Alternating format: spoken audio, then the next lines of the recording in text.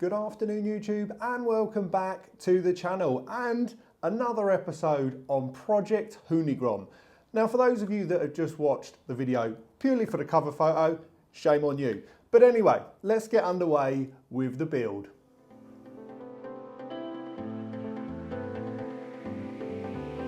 Coming up on this episode of Project Hoonigrom, I rip the engine out of a perfectly good bike and we throw it in the back of a Kia. Firstly, if you're new to the channel, welcome. Hope you're enjoying the content so far, or the content to come, so to speak.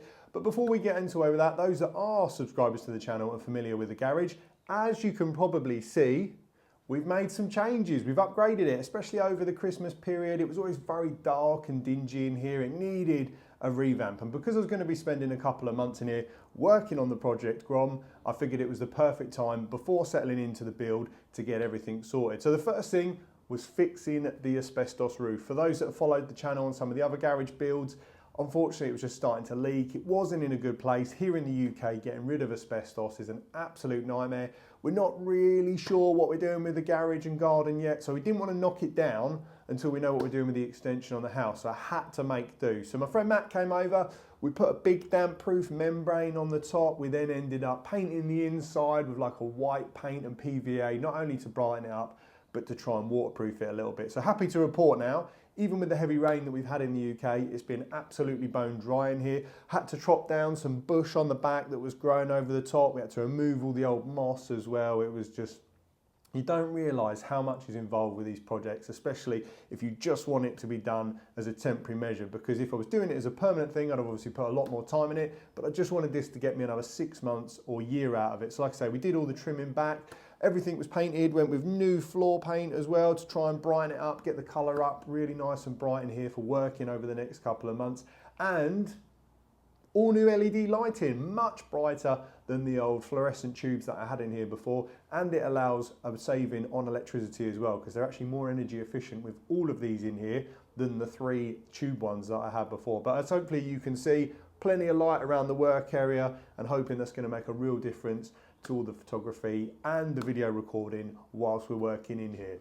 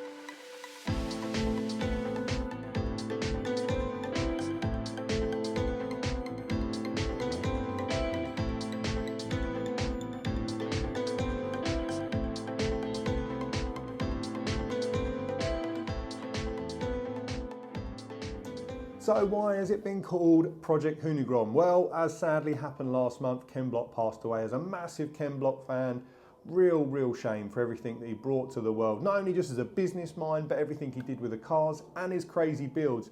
The Hoonigrom was one of my favourite cars of them all, and I'm not even an American car lover. The fact that they just took that chassis, space framed it, wide bodied it, put stupid V8 in it, and then later turboed it, is just an absolute monster of a build. And I thought, you know what, Hoonigrom being obviously a monster Mustang, Hoonigrom, it just sort of works as a tribute to him. And I thought, ultimately, the Hoonigrom in its early stages was my favourite colour scheme. That's the one I would like to try and implement on this once it's built. You're going to have to stick with me through the vision, because obviously I can imagine sitting here looking at it now, it's just a standard white bike. But honestly, I'm going to give this 110% and really try and pull it off over the coming months. But obviously, yeah, real sad to have lost Ken Block earlier this year.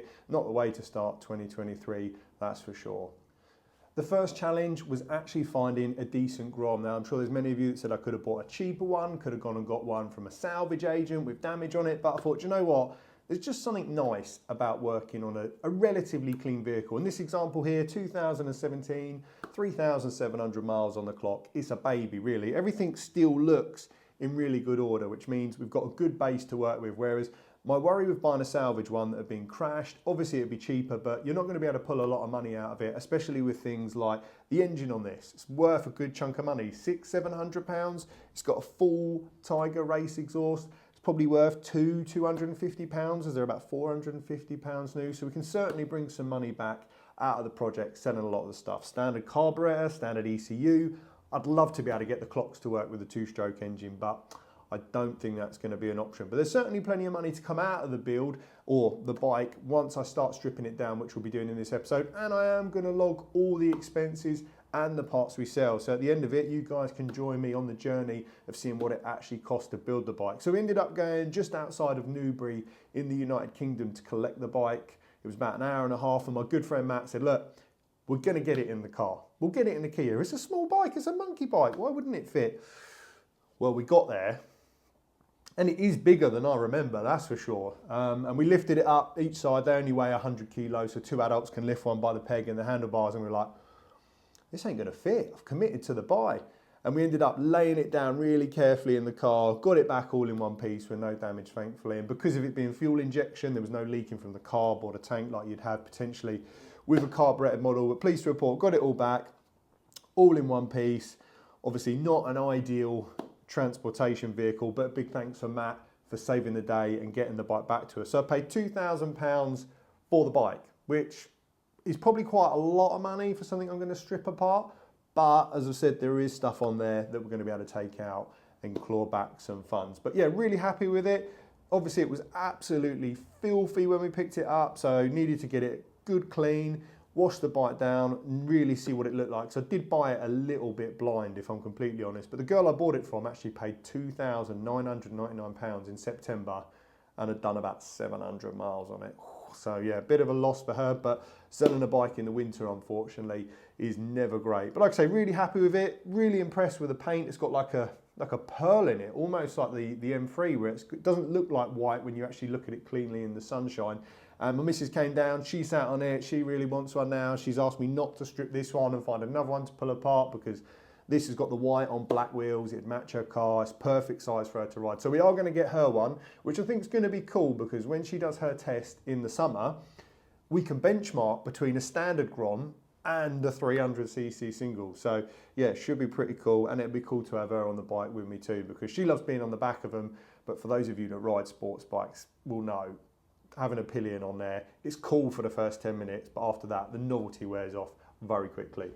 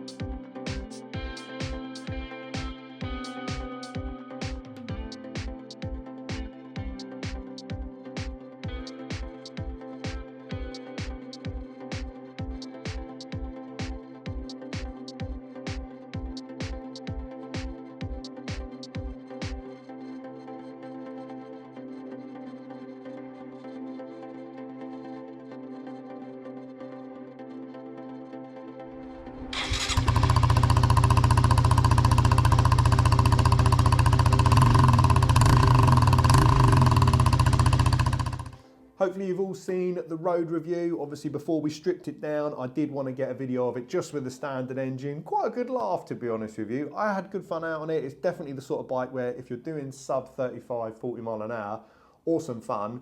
Dual carriageways and motorways, especially if you're used to bigger bikes, bit scary if I'm completely honest, but it was fun to get it out, go for a blast around some slippery wet back roads and see what Grom life was all about. And to be honest with you, it's good fun. It's good fun, and I definitely recommend going and check that video out if you haven't seen it already. We did prove that you can light up a 10 horsepower engine and get that rear tyre properly smoking.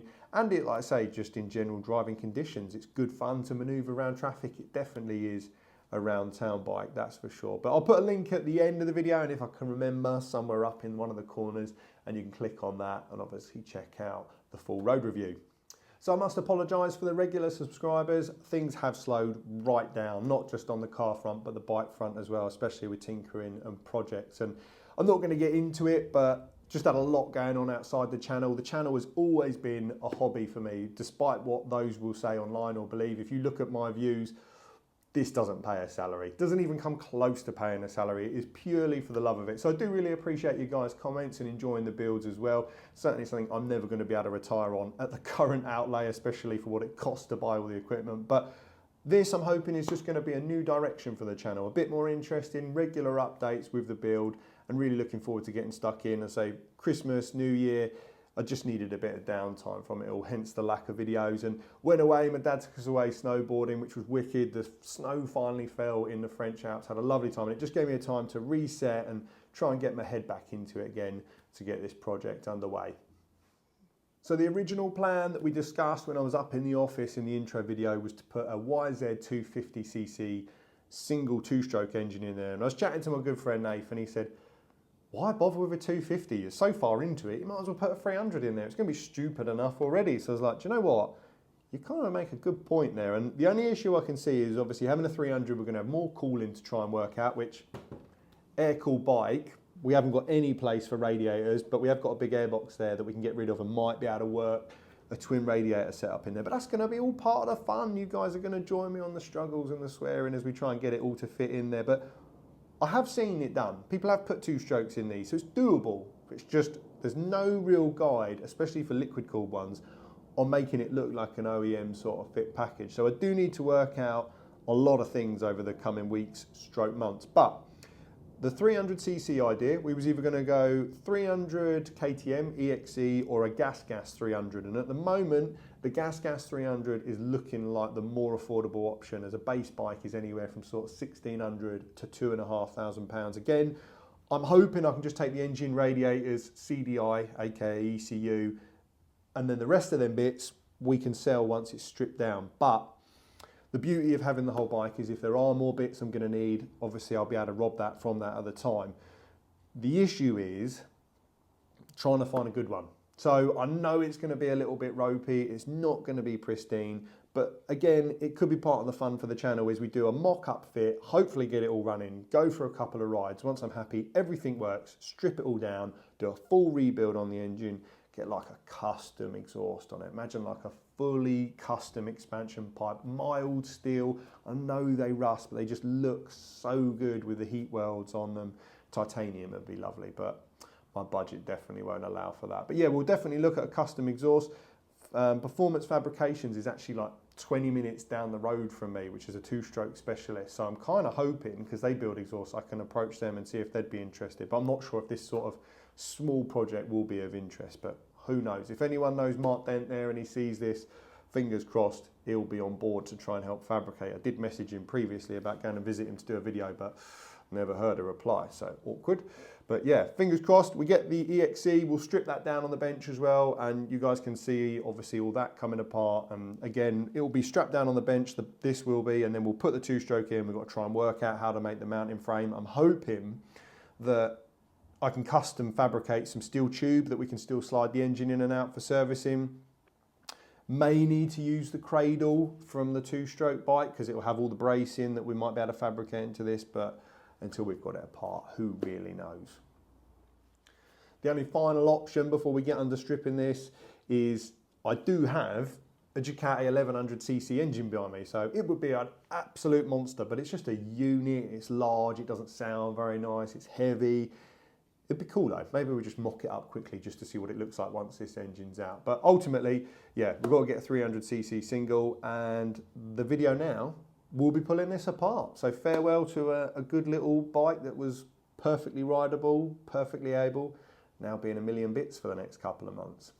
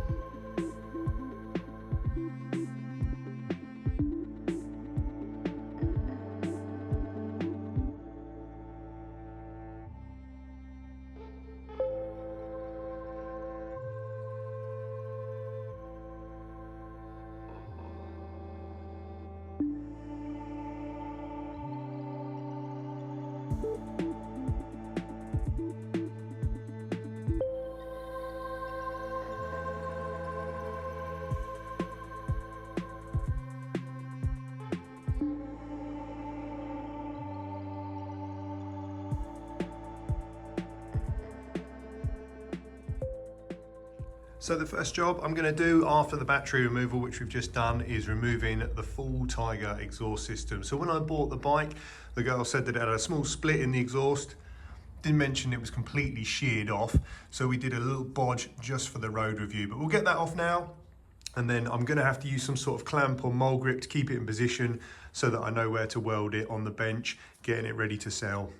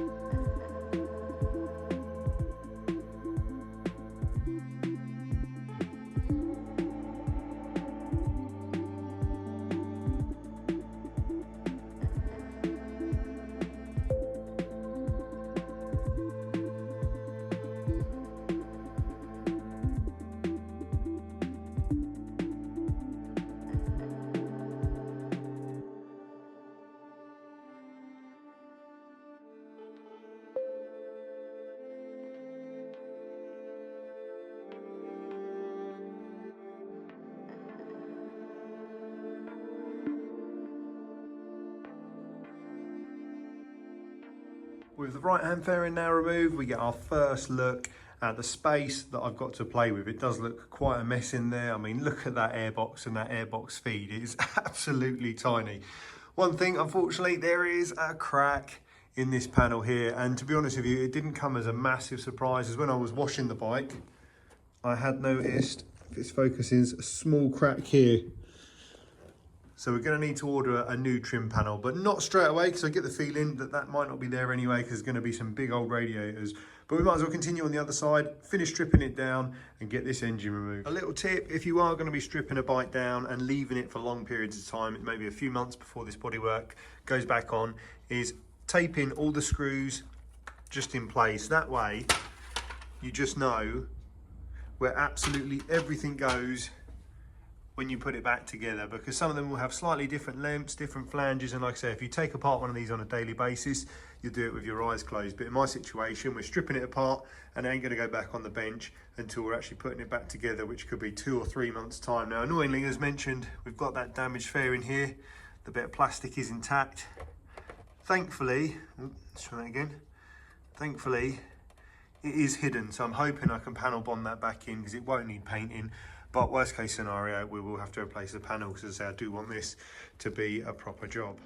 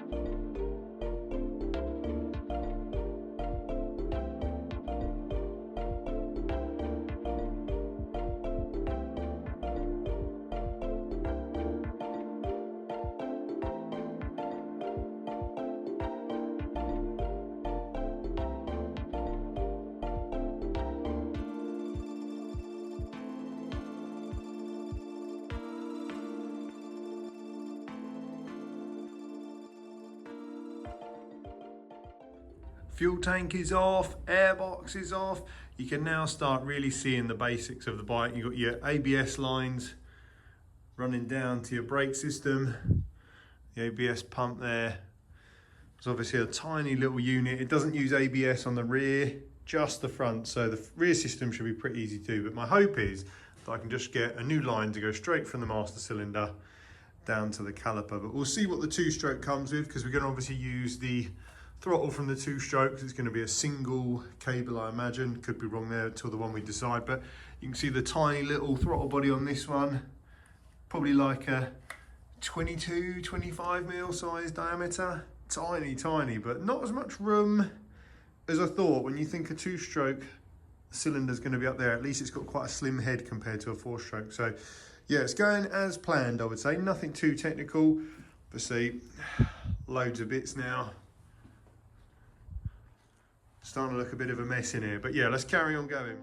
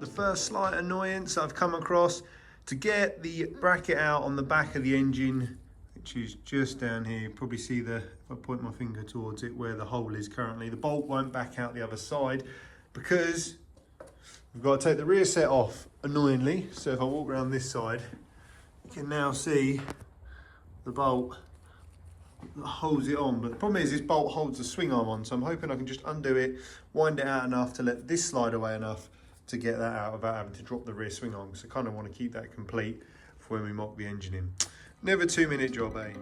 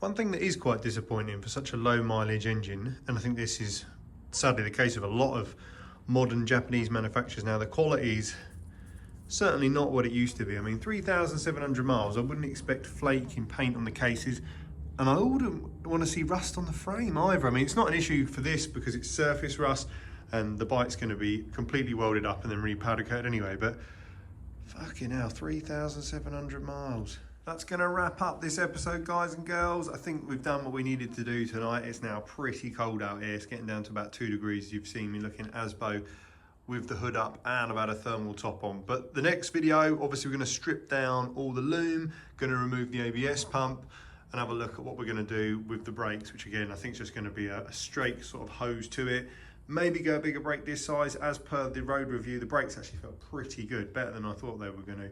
But then again, it is only pushing 10 horsepower. We're going to be entering corners a lot faster with that motocross lump in there, 300cc 2-stroke single. So I hope you enjoyed. If you did, make sure you hit that like button, consider subscribing. And like I said, I've got a lot of bits now to organise and decide what's going to be sold and what we're keeping. And obviously that Tiger exhaust up there needs a little repair as well.